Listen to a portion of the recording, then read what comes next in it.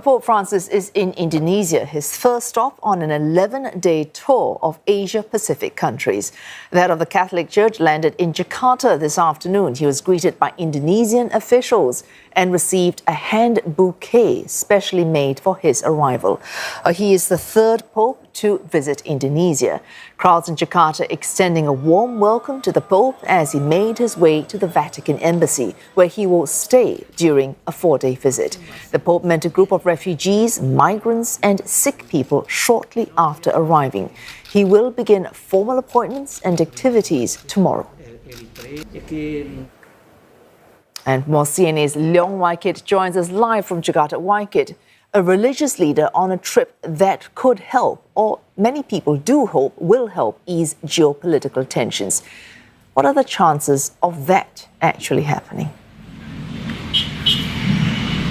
Well, so I can't say definitely what are the chances of that happening, but I can tell you quite confidently that both leaders are taking their chance anyway. I mean, there is renewed global attention in Jakarta now thanks to Pope Francis's historic trip. There are 80 over journalists traveling with him, and so both leaders are quite likely to bring up topics using this platform that are close to their hearts. I mean, we already know that President Joko Widodo will likely bring up conflicts, will likely bring up the issue of Ukraine and Gaza when he meets Pope Francis on Wednesday. And we also know that when it comes to the Pope's role in negotiating peace, in ending wars, he falls back on prayer. He's said that before. He's also said that he would urge warring parties to end violence, to promote dialogue, because he says that this is how wars end, through negotiation. And in fact, this is his sentiment when it comes to crises like Ukraine and Russia.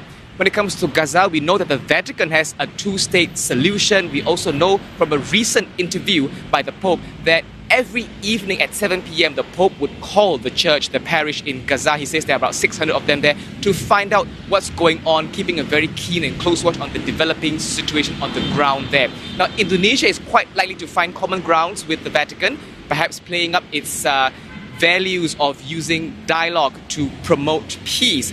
But it really depends on President Joko Widodo's extent of discussion with the Pope on Wednesday and how much of it will actually be open information and how much of it would be, behind closed doors. But one thing is for sure, both leaders are quite likely to take this global platform to talk about issues that they care about.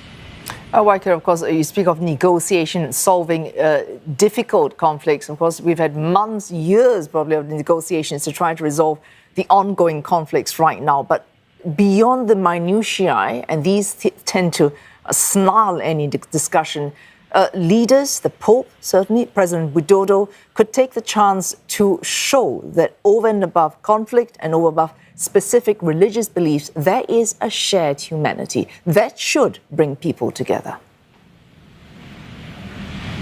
Oh yes, that definitely should, Wei Su. In fact, one of the things that we're keeping a close watch on would be on Thursday, when Pope Francis is expected to sign a joint declaration with the Grand Imam of Istiqlal Mosque. That declaration basically promotes peace and denounces violence, promotes tolerance.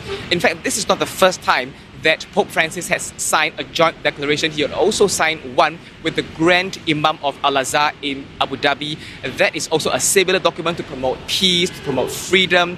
And to lay people, to people on the street, words like joint declarations are like buzzwords. But what it really does is, if you look at it this way, two religious leaders, each finding a common solution to a problem that confronts all of mankind regardless of religion, showing unity, each of these leaders preaching to their followers and also telling the world that there is unity in resolving these problems. And this is likely in line with what the Pope intends to do. We know that since he became Pope in 2013 that promoting better ties interreligiously as well as between Islam and Christianity is one of his priorities. It's also in line with his values of promoting dialogue to resolve crisis.